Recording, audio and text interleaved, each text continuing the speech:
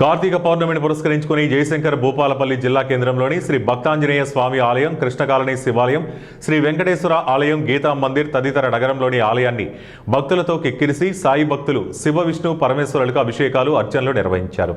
దీపాలు వెలిగిస్తూ పసుపు కుంకుమతో ప్రత్యేక పూజలు చేపట్టారు. ఈ సందర్భంగా ఆలయాల నిర్వాహకులు దేవాలయాలను విద్యుత్ దీపాలతో శోభాయమానంగా అలంకరించారు.